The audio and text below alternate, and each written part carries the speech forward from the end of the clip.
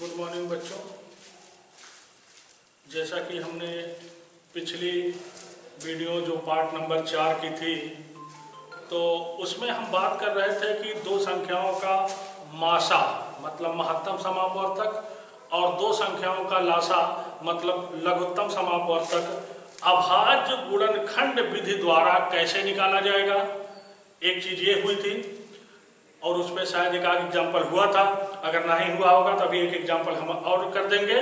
और दूसरी चीज, दो संख्याओं का महत्तम समापवर्तक निकालने के लिए एक फार्मूला जो था वो भी बात हुई थी, और एक दो संख्याओं का महत्तम समापवर्तक निकालने के लिए एक लासा जो फार्मूला था, उसी फार्मूले को इधर उधर पक्षांतर करके जो है व्यवस्थित किया गया था, वो भी निकाला गया था।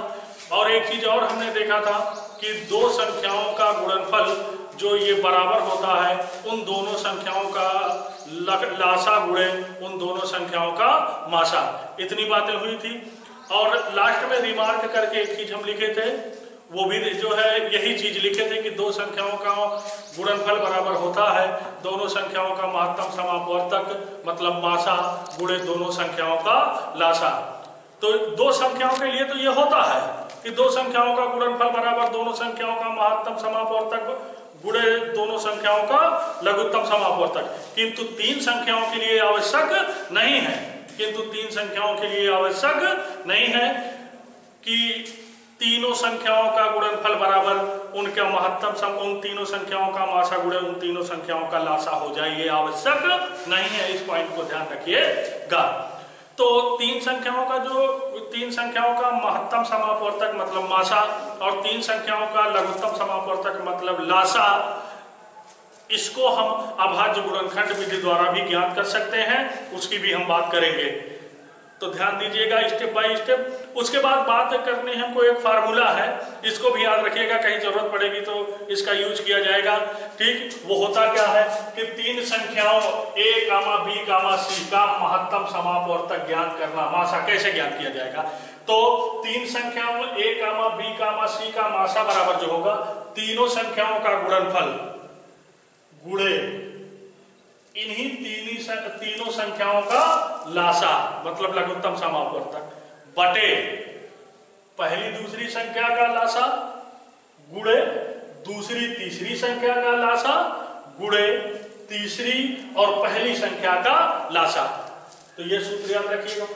फिर उसके बाद जो है तीन संख्याओं a, b, c का लासा कैसे ज्ञात करना है।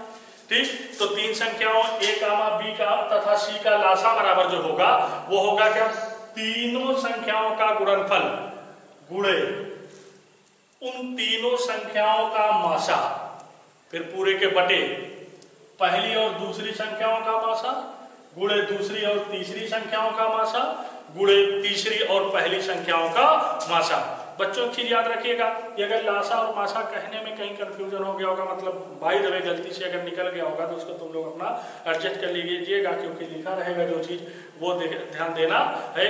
या अगर कोई गलती होती है तो तुम नहीं समझ में आता है तो हमारे पर्सनल नंबर जो दिया गया है उस पर तुम लोग जो उस चीज को भेज सकते हो।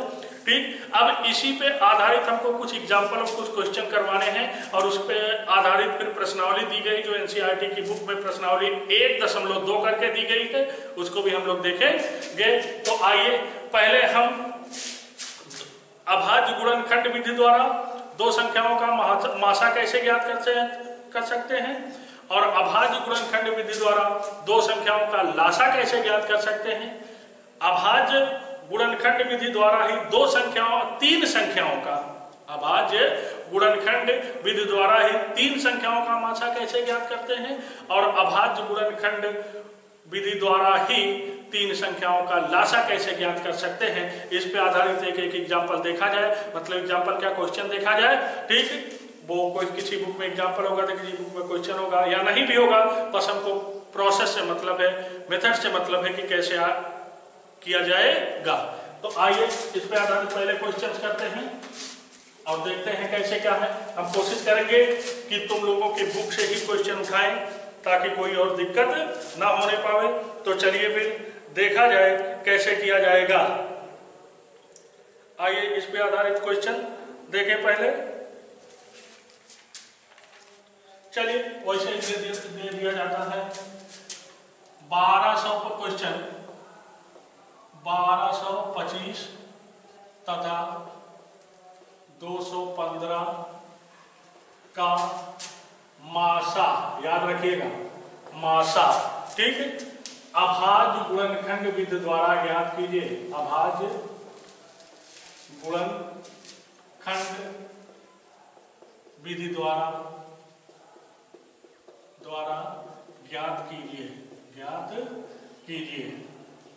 मान लीजिए यही क्वेश्चन है कि इसको जो है 1225 और 215 का महत्तम समापवर्तक मतलब मासा अभाज्य गुणनखंड विधि द्वारा ज्ञात करना है। तो अभाज्य गुणनखंड विधि द्वारा महत्तम समापवर्त ज्ञात करने के लिए सबसे पहले जो भी संख्याएं दी गई हैं, यहाँ 2 संख्याएं दी गई हैं, तो दोनों संख्याओं को पहले हम उसके अभाज्य गुणनखंडों के गुणनफल के रूप में व्यक्त करेंगे। और अभाज्य गुणनखंडों के गुणनफल के रूप में किसी संख्या को कैसे व्यक्त किया जाता है, इसकी बात पिछले वीडियो जो पार्ट नंबर 4 थी उसमें हुई थी। तो आइए सोल्यूशन करने का तरीका, मान लो एग्जाम वगैरह में आता है तो कैसे करेंगे, इस चीज को ध्यान देना। तो लिखने का पूरा सिस्टम वैसे ही बताया जाएगा, ठीक। और जो काम रफली करना होगा यहाँ हम किनारे भी करेंगे, उसको हम बाद में इरेज कर देंगे, लेकिन तुम लोग उसको जो है रफली करोगे, ठीक। तो आइए सोल्यूशन देखा जाए, कैसे करोगे सोल्यूशन। सबसे पहले 1225 और 215 इनका महत्तम समापवर्तक निकालना है। तो इनका महत्तम समापवर्तक निकालना अगर है तो इनका सबसे पहले जो है हम लोग अभाज्य गुणनखंड का करेंगे। कैसे करेंगे, सबसे पहले 1225 का कर लीजिए, 1225 का ये रफली रहेगा। और कैसे होगा देखिएगा, 5 है लास्ट में तो 5 से कटेगा, ठीक। 5 दूनी 10, 2 बचा 22 हो गया, 5 चौक 20, 5 25 ये हो जाएगा। फिर देखिए 5 से कटेगा, ठीक। तो इसके बाद ये क्या होगा, 5 चौक 20, 5 चौक 20, 4 बचा, 5 9 45। फिर उसके बाद देखिए 7 से कटेगा, 7 7 49, फिर 7 से 1, जब तक आ नहीं जाएगा। तो ये हो गया। तो ये यही चीज यहीं से सोल्यूशन शुरू हो जाएगा, चूंकि 1225 बराबर जो होगा ये होगा 5 गुणे 5 गुणे 7 गुणे 7, 5 गुणे 5 गुणे 7 गुणे 7। अब ये रफली रहेगा तो इसको मिटा दिया जाए, इसको इसीलिए लिख सकते हैं। तथा दूसरी संख्या क्या है 215 है बराबर, इसका भी अभाज्य गुणनखंड कर लिया जाए। 215 है तो इसका भी अभाज्य गुणनखंड कर लिया जाए। इसका भी अभाज्य गुणनखंड आप पे कहीं ऐसे कर लेना तुम लोग, ठीक। बार बार ये चीजें जो है नहीं बताई जाएंगी, क्योंकि तुम लोगों को खुद ये चीज देखना है। पिछली कक्षाओं में तुम लोग पढ़े होंगे कि महत्तम अभाज्य गुणनखंड के रूप में कैसे व्यक्त किया जाता है।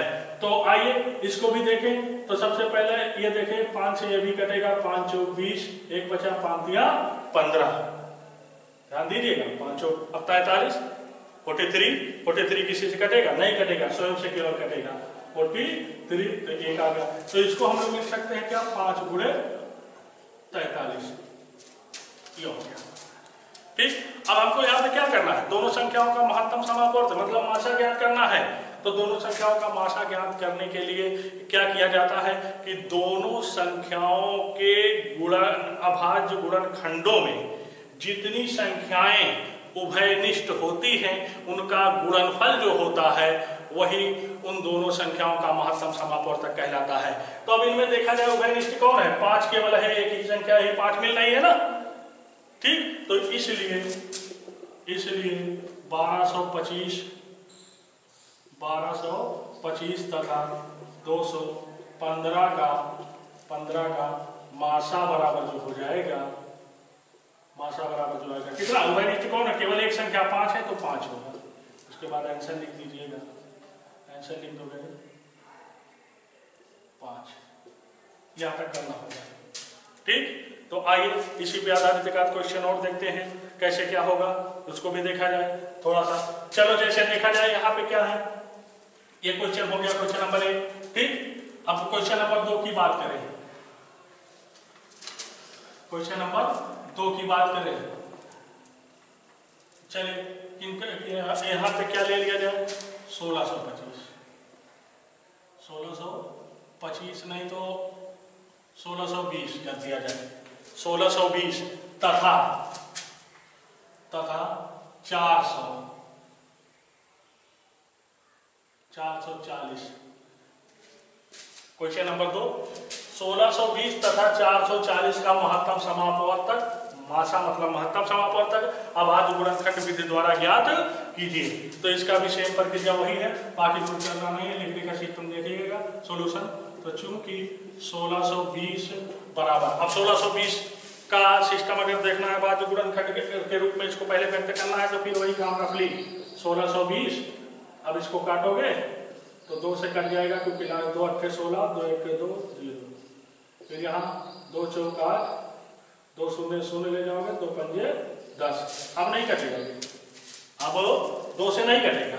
अब देखो कितने से करता है, देखो 3 से ये करता है कि नहीं करता है, ठीक। 3 1 3, 1 बचेगा, 3 3 9, 3 5 15 कट जाएगा, तो 3 से काट लो फिर, तो ये हो जाएगा 3 1 3, 1 बचा 10 हो गया, 3 3 9, 1 बचा 15 हो गया, तो 3 5 15। फिर देखो 3 से कट रहा है कि नहीं कट रहा है, तो यहाँ देखा जाए तो 3 4 12 कट जाएगा, 3 4 12, 1 बचा, 3 5 15। फिर देखना 3 से ये कटेगा कि नहीं कटेगा, तो कटेगा ये, ठीक। तो क्या हो जाएगा 15, फिर 3 से ये कटेगा 5, फिर 5 से कटेगा, तो ये बराबर जो हो जाएगा 2 गुणे 2 गुणे 3 गुणे 3 गुणे 3 कई बार है, 1 2 3 4 4 बार है, तो गुणे 3 4 बार, ये गुणे 5। प्रोसेस समझ में आया होगा। बाय द वे अगर कोई मिस्टेक हो गई होगी तो अपना तुम लोग चेक कर सकते हो, मेन चीज प्रोसेस, ठीक, उसको जानना अति आवश्यक है। तो इसको ये लिख सकते हैं, ये हो गया। तथा दूसरी संख्या क्या है, तथा दूसरी संख्या क्या है 440। 440 का भी सिस्टम इसी तरह से, उसको अभाज्य गुणनखंड के रूप में सबसे पहले व्यक्त कर लो। तो अभाज्य गुणनखंड के रूप में व्यक्त करने के लिए क्या है, 440 है, इसको भी वही से 2 से, 2 दूनी 4, 2 दूनी 4, 2 0, 2 से फिर 2 1 2, 2 1 2, फिर 2 से ये क्या हो जाएगा 5, 2 5 10, 2 5 10, 55 है ये। अब 5 से कटेगा ये, 5 1 के 5, 5 1 के 5, फिर 11 से कटेगा, फिर 1 आ जाएगा। जब तक 1 नहीं आ जाता तब तक ही करेंगे, ठीक।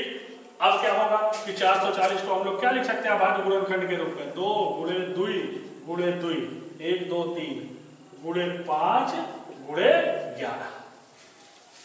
ये दोनों संख्याएं हमारे पास थी, तो दोनों संख्याओं को उसके अभाज्य गुणनखंड के रूप में सबसे पहले व्यक्त कर लिया गया। तो ये फेयर काम होगा, क्योंकि इतना बराबर इतना, चूंकि इतना बराबर इतना, भाई होता है। अभाज्य गुणनखंड के रूप में इनको लिखा जा सकता है। अब लासा लिखना है, तो लासा लिखना देखो का एक ठू दुई उभयनिष्ठ है, फिर एक ठू दुई उभयनिष्ठ है। अब 2 ठू दुई उभयनिष्ठ हो गया, फिर 3 नहीं है, फिर एक ठू 5 उभयनिष्ठ है, ठीक। तो वही उभयनिष्ठ संख्याओं का गुणनफल, कौन सी उभयनिष्ठ संख्याओं का गुणनफल, जो अभाज्य गुणनखंड में पाई जाती है, ठीक। तो वही मासा होता है। तो इसलिए 1620 तथा 440 का मासा बराबर, चलिए देखते हैं। एक ठू दुई उभयनिष्ठ है, ये देखो एक जोड़ा उभयनिष्ठ है ना, तुम लोग ऐसे मत बनाना है, तो समझाने के लिए हम बता देते हैं, ठीक। तो ये उभयनिष्ठ 2, फिर देखना एक ठू दुई उभयनिष्ठ है, तो गुणे 2, फिर 2 ठू दुई उभयनिष्ठ, दोनों का गुणनफल। अब 3 उभयनिष्ठ है नहीं है, 3 पूरा कहीं उभयनिष्ठ है, 5 ये उभयनिष्ठ है, और कहीं कुछ तो उभयनिष्ठ है नहीं, ठीक। तो तुम लोग ऐसे मत बनाना, बस तुम लोगों को ये देखना कि समझाने के लिए केवल जो है उभयनिष्ठ को कैसे ढूंढा जाए। तो गुणे 5। अब अगर देखा जाए तो कितना हो जाएगा, 2 दूनी 4 5 20, तो बराबर हो जाएगा ये 20। आंसर यहाँ लिख दोगे बराबर 20, ठीक। तो इस तरह से इसका सॉल्यूशन किया जाएगा। तो ये दो संख्याओं का मासा कैसे निकाला जाता है अभाज्य गुणनखंड विधि द्वारा, हमने 2 क्वेश्चन कर दिए हैं, ठीक। तो इसको तुम लोग अभी इस पे आधारित कुछ क्वेश्चन दिए जाएंगे, उसको भी देखिएगा कैसे कैसे क्या करना है। अब आगे लासा पे आधारित क्वेश्चन कर लिया जाए। अब आगे लासा पे आधारित क्वेश्चन कर लिया जाए, वो क्या होता है देखिएगा। मान लो क्वेश्चन नंबर 3 हो गया ये, ठीक। अब यहाँ पे क्वेश्चन नंबर 3 हो गया, तो ये हो जाएगा 125 तथा 55 का लासा, लासा 125 तथा 55 का लासा अभाज्य गुणनखंड विधि द्वारा ज्ञात कीजिए। 125 तथा 55 का लासा अभाज्य गुणनखंड विधि द्वारा ज्ञात कीजिए। यहाँ थोड़ा सा केवल फर्क है। फर्क वो क्या है, जैसे हम लोग मासा निकालने में क्या करते थे, संख्या को अभाज्य गुणनखंडों के गुणनफल के रूप में व्यक्त करते थे, ठीक वैसे यहाँ पे भी संख्या को जो है अभाज्य गुणनखंडों के गुणनफल के रूप में व्यक्त किया जाएगा। वहां क्या होता था कि संख्याओं के अभाज्य गुणनखंडों के गुणनफलों में जो संख्याएं उभयनिष्ठ होती थी उनका गुणनफल ले लिया जाता था, तो कहते थे यही जो है महत्तम समापवर्तक होगा, मासा होगा। किंतु लासा में ऐसा नहीं होगा। लासा में उभयनिष्ठों का जो है गुणनफल नहीं लिया जाएगा। तो क्या किया जाएगा, अब आइए देखें। यही है, मान लीजिए क्वेश्चन 125 तथा 55 का लासा मतलब लघुत्तम समापवर्तक मतलब, ठीक है, अभाज्य गुणनखंड विधि द्वारा ज्ञात कीजिए। सॉल्यूशन देखिएगा, सॉल्यूशन देखिएगा। सबसे पहले चूंकि 125 बराबर 125, इसको भी अभाज्य गुणनखंड के रूप में व्यक्त करोगे तो क्या होगा, 5 गुणे 5 गुणे 5, पंचम 25 पंजी 125, ये हो गया। तथा 55 को क्या लिख सकते हैं, 5 गुणे 11, इसके अलावा नहीं लिखा जा सकता, 5 गुणे 11। अब क्या करेंगे, लासा लिखते समय जिन दोनों संख्याओं का लासा लिखना, क्या करेंगे, सबसे पहले लघुत्तम समापवर्तक में जो है पहली ऊपर जो संख्या दी गई है अभाज्य गुणनखंडों के गुणनफल के रूप में, उसको हम सभी को लिख लेंगे। जैसे हम 5 3 बार आया लिख लेंगे। फिर देखेंगे दूसरी संख्या में नीचे आएंगे जो दी गई, अगर 5 यहां हम 3 बार चूंकि लिख चुके होंगे, तो अगर 5 3 बार से ज्यादा होगा, नीचे 3 बार से ज्यादा होगा, ठीक, जैसे मान लो 4 बार होगा, अगर मान लो, तो हम 1 बार और करके उसको 4 बढ़ा देंगे। अगर 3 से बराबर या 3 से कम है तो फिर नहीं लिखेंगे, ठीक। तो आइए देखें, तो इसलिए 125 तथा 55 का लासा बराबर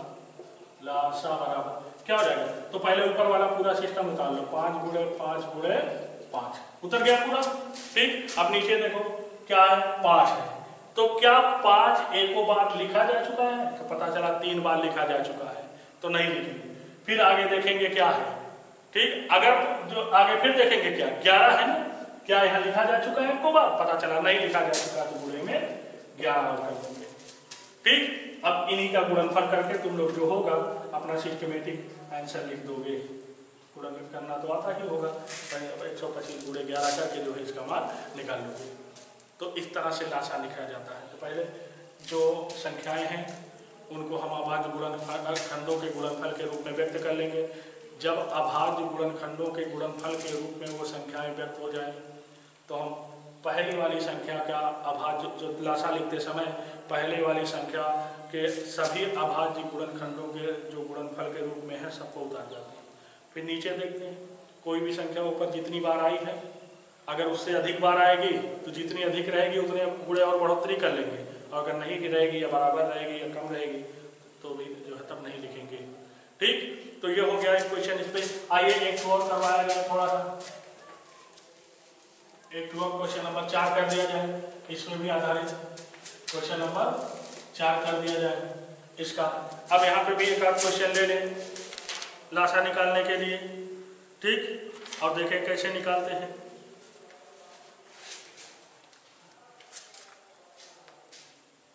आइए देखा जाए, यहाँ पे कोई एक क्वेश्चन अच्छा सा ढूंढे, किताब से ढूंढ लिया जाए थोड़ा सा।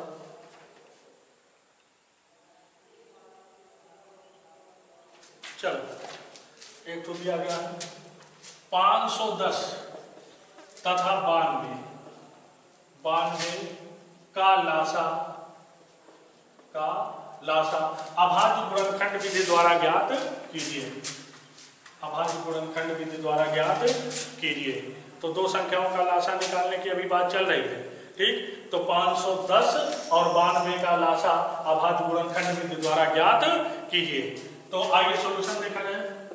सबसे पहले चूंकि 510 बराबर 510 बराबर, अब 510 बराबर क्या होगा, 510 को अभाज्य गुणनफल जो है अभाज्य गुणनखंडों के गुणनफल के रूप में व्यक्त कर लीजिए। उसके लिए क्या करना पड़ेगा, ये काम रफली होगा जो साइड में कर रहे हैं। तो लास्ट में 0 दूसरे से कटेगा, 2 दूनी 4, 2 दूनी 4, 1 बचा, 2 पंजे 10, 2 पंजे 10। अब देखो ये 2 से नहीं कटेगा, तो 2 से नहीं कटेगा तो क्या 3 से कटेगा, 3 से कटेगा, 3 अट्ठे 24, 1 बचा, 15, 3 बचे 15। फिर देखो 3 से कटेगा, 3 दूनी 6 नहीं कटेगा, फिर 5 से काट लो इसको, 5 से काटा जाए तो क्या हो जाएगा, 5 1 के 5, 5 7 35, 17 हो गया। 17 किसी से कटेगा, किसी से नहीं कटेगा, स्वयं से कटेगा। तो इसको हम लिख सकते हैं क्या, 2 गुणे 3 गुणे 5 गुणे 17 तथा 92 को इसी तरह क्या लिखा जा सकता है, 2 करोगे तो क्या हो जाएगा, 46 गुना 92 होता है, तो 46 हो गया। फिर 2 करोगे तो गुणे 23, देख लेना, उसे चेक कर लेना, 2 दूनी 4, यही होगा। इतना समझ में आया। तो इनको सबसे पहले जो है ये रफली वाला जो है अपना साइड में कहीं करिएगा, ठीक। तो अब इन दोनों संख्याओं का लघुत्तम समापवर्तक मतलब लासा निकालना है। फिर वही प्रक्रिया, यहाँ ध्यान दीजिएगा। तो इसलिए 510 तथा 92 का लासा बराबर, चलिए हमने कहा पहले जो संख्या दी गई हो उसका जो अभाज्य गुणनखंड है पूरा गुणनफल उसको वैसे ही उतार जाओ। तो 2 गुणे 3 गुणे 5 गुणे 17 ये होगा। अब चलिए नीचे वाले 2, तो क्या 2 एक को बार लिखा जा चुका है, एक बार लिखा जा चुका है, तो यहूं एक को बार है, तो इसको नहीं लिखेंगे। फिर देखो आगे क्या है, 2 है, तो क्या 2 एक को बार और यहाँ लिखा है, नहीं लिखा है, तो एक बार की कमी है ना, तो गुणे 2 कर लोगे, इसका भी काम खत्म हो गया। अब आगे क्या है 23, तो क्या 23 यहाँ को बार लिखा जा चुका, नहीं लिखा जा चुका, ठीक, तो गुणे में 23। उसके बाद क्या करोगे, इसका गुणनफल कर लोगे, जो आएगा वही जो है आंसर लिख दोगे। तो गुणा करना सब लोग जानते हो, गुणन की प्रक्रिया करके जो है इसको यूज कर लीजिएगा, ठीक। तो ये तरह से जो है दो संख्याओं का लघुत्तम समापवर्तक अभाज्य गुणनखंड विधि द्वारा ज्ञात किया जा सकता है। मामला समझ में आ गया होगा। अब आइए देखा जाए 3 संख्याओं का, अब आइए 3 संख्याओं का महत्तम समापवर्तक और लघुत्तम समापवर्तक जो है अभाज्य गुणनखंड विधि द्वारा ही ज्ञात किया जाए। तो क्वेश्चन नंबर 5, चलिए देखा जाए। यहाँ 3 संख्याओं का निकालना है, तो जैसे आइए सबसे पहले 25 कामा 625 तथा 25 कामा 625 तथा 225 का मासा महत्तम समापवर्तक अभाज्य गुणनखंड विधि द्वारा ज्ञात करो। देखिए अभी जो पीछे हमने सूत्र की बात की, जो फार्मूले की बात की, उसकी बात अभी हम नहीं कर रहे हैं। हम यहाँ पर अभाज्य गुणनखंड विधि द्वारा जो है मासा और लासा निकालने की बात कर रहे हैं। तो उसको तुम लोग जो है इस चीज को ध्यान दीजिएगा। क्वेश्चन पढ़ते समय यहाँ ध्यान देना बहुत जरूरी है कि अगर कह देगा कि अभाज्य गुणनखंड विधि द्वारा ज्ञात कीजिए, तो ये जो प्रक्रिया हम बता रहे हैं उसी के द्वारा जो है निकालना है। अगर कह देगा सूत्र द्वारा निकालिए, तो सूत्र द्वारा भी अभी निकालना बताएंगे कैसे निकाला जाएगा।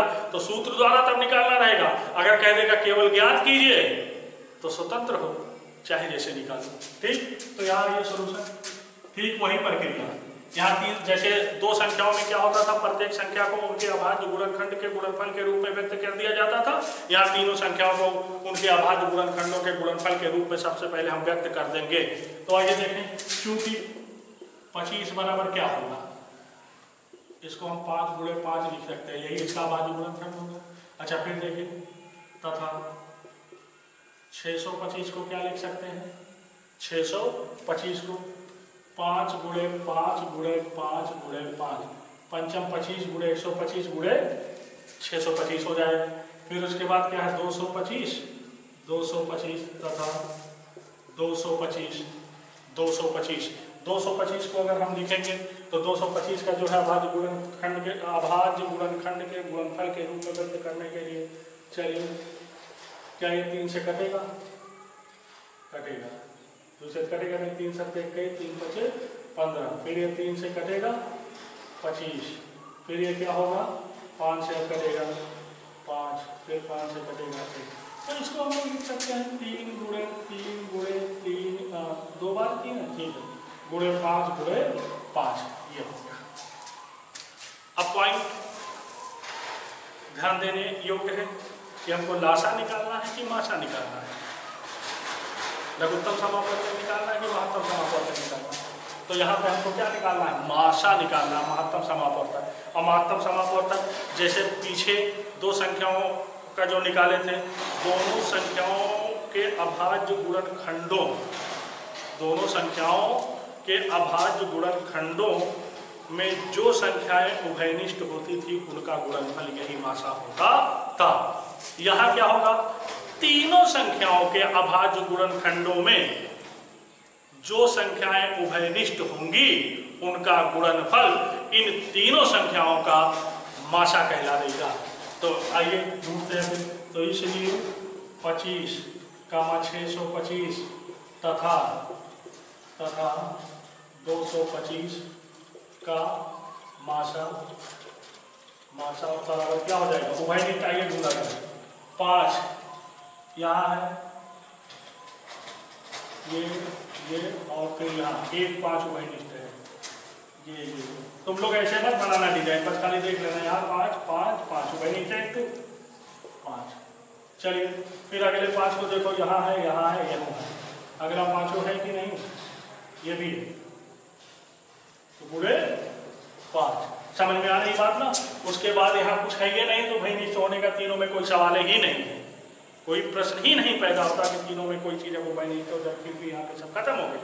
ठीक, तो बराबर इतनी ही होंगे। तुम लोग ये डिजाइन मत बनाना जो हम बना करके समझा रहे हैं, अपने हिसाब से उसको तो बराबर आ जाएगा 25। तो यहाँ पे जो है आंसर हो जाएगा 25। तीनों संख्याओं का जो है यहाँ पे महत्तम समापवर्तक मासा जो होगा वो 25 हो जाएगा।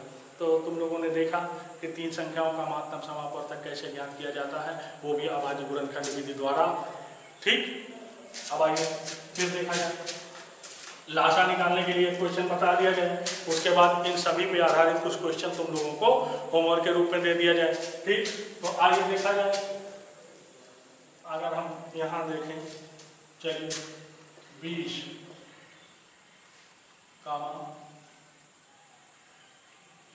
25 तथा 45, 40 कर दें, 45 में 48 लेंगे। चलो 48 का लासा अभाज्य गुणनखंड विधि द्वारा ज्ञात कीजिए। क्वेश्चन पे ध्यान दीजिएगा कि संख्याओं 20, 25 तथा 48 का लासा, मतलब इन तीनों संख्याओं का लासा अभाज्य गुणनखंड विधि द्वारा ज्ञात करना है। आइए सॉल्यूशन देखें।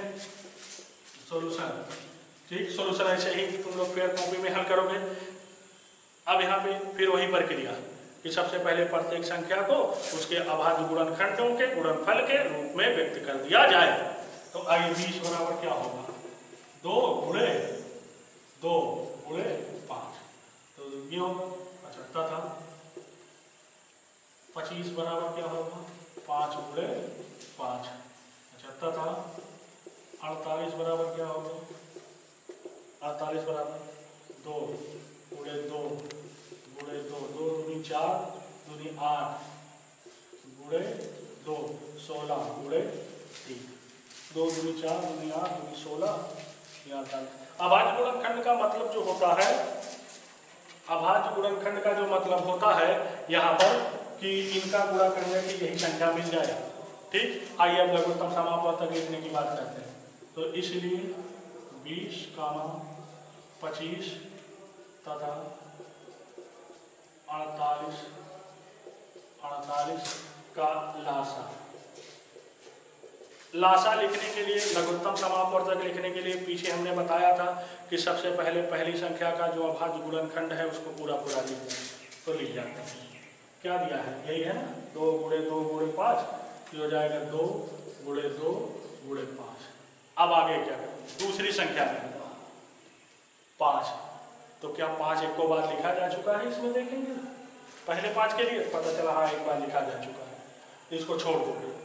अब अगला देखो 5, तो क्या फिर 5 एक को बार और लिखा गया, पता चला नहीं लिखा गया है, केवल एक के बाद था, एक बार छोड़ दिए, तो इसको लिखना पड़ेगा पूरे 5।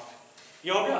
फिर इसमें आ जाओ, अब यहाँ खत्म हो गया, तो इसमें आ जाओ 2, तो क्या 2 एक को बार लिखा जा चुका है, पता चला हाँ एक बार लिखा जा चुका है, तो इसको छोड़ देंगे। फिर देखेंगे 2, तो क्या एक को बार और लिखा है, पता चला हाँ एक बार और लिखा है, इसको भी छोड़ देंगे। फिर देखेंगे 2, तो क्या 2 आपको बार और है, नहीं है, तो यहाँ 1 2 बढ़ाना पड़ेगा। फिर देखेंगे क्या 2, तो एक तो फिर और बढ़ाना पड़ेगा, क्योंकि 3 बार है, यहाँ चौथी मर्तबा आ रहा है ना, तो यहाँ 3 से एक बार और बढ़ाना पड़ेगा। फिर देखोगे 3, तो 3 क्या पीछे लिखा जा चुका है, पता चला नहीं लिखा जा चुका है, गुणन में 3। उसके बाद इन सभी का गुणनखंड कर दो, गुणनफल कर दो इन सभी का। जैसे 2 दूनी 4, पंजे 20, पंजे 100, चौको 400, यहाँ 1200। शायद आंसर देख लेना जो आएगा, कर दें आंसर देख लेना वही जो आएगा।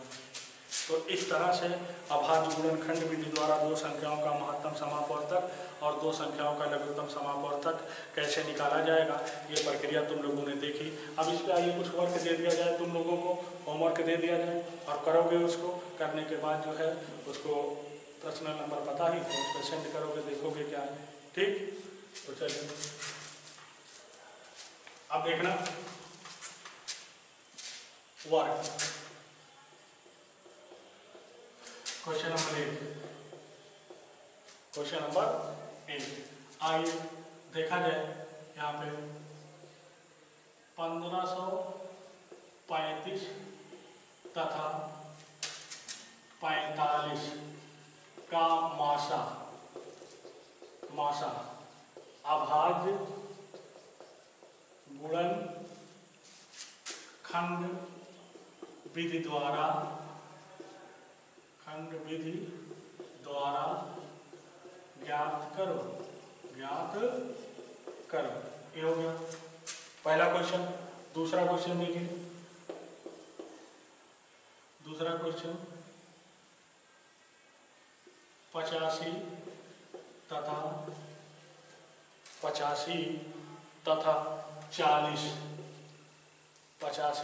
40 का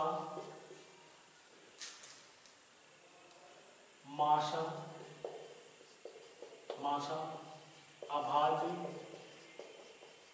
गुणनखंड विधि द्वारा ठीक ज्ञात कीजिए।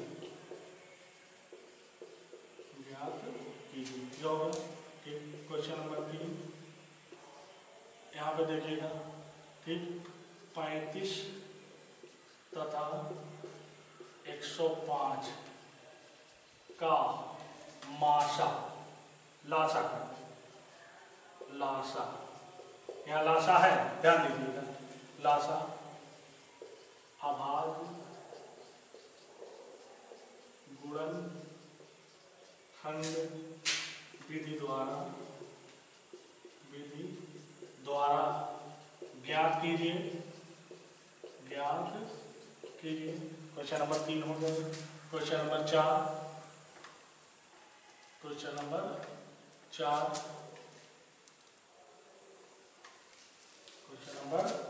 4 ये भी देख लीजिएगा। 4, ठीक, यहाँ पे क्या होगा 410 कामा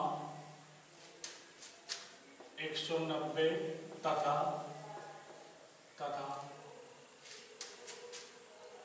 40 का मासा अभाज्य गुणनखंड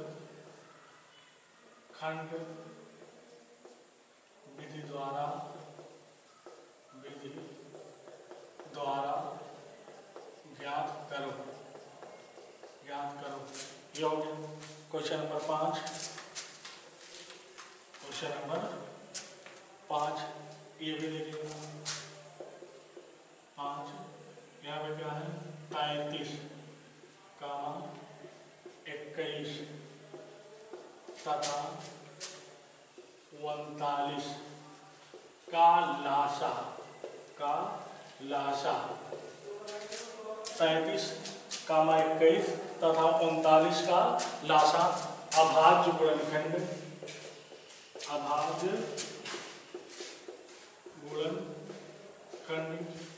विधि द्वारा ज्ञात करो। तो ये जो 5 क्वेश्चन तुम लोगों को वर्क दिए गए हैं इसको जरूर करिएगा, ठीक। और इस पे अभ्यास और क्वेश्चनों को लेकर के करिएगा, क्योंकि अभाज्य गुणनखंड के रूप में व्यक्त करके हम दो संख्याओं या 3 संख्याओं का लघुत्तम समापवर्तक या महत्तम समापवर्तक कैसे ज्ञात कर सकते हैं, इसको तुम लोगों ने देखा, समझने की कोशिश करिएगा और जो वर्क दिए गए हैं उसको करिएगा। आगे हम जो सूत्र जो फार्मूला दिए हैं कि 2 संख्याओं का लघुत्तम समापवर्तक और महत्तम समापवर्तक में क्या संबंध है उसकी बात करेंगे। 3 संख्याओं के लघुत्तम समापवर्तक और महत्तम समापवर्तक में क्या संबंध है, ठीक है, कैसे निकाला जाता है सूत्र के द्वारा, उनकी बात करेंगे। तो आज के लिए फिलहाल इतना ही। हम लोग मिलते हैं अगली वीडियो में और जल्द ही अगली वीडियो तुम लोगों को मिलेगी, ठीक। क्योंकि पिछले काफ़ी दिनों से जो है हमारी वीडियो यहाँ पे डाली नहीं गई है, कुछ काम था हमको भी, ठीक, इसी वजह से हम आ नहीं पाए। तो आगे उम्मीद है कि जो है वीडियो तुम लोगों को ये जैसे वीडियो पार्ट नंबर 5 है, पार्ट नंबर 6, 7 अब थोड़ा जल्दी मिलेगी। तो बच्चों मेहनत से पढ़िएगा, देखिएगा क्या है, सभी सब्जेक्टों पे ध्यान दीजिएगा, क्योंकि ये जो समय है स्कूल का समझ लीजिए कि लॉस ही हो रहा है, तो उसका सदुपयोग तुम लोग घर पे करो, ठीक। तो बहुत बहुत धन्यवाद।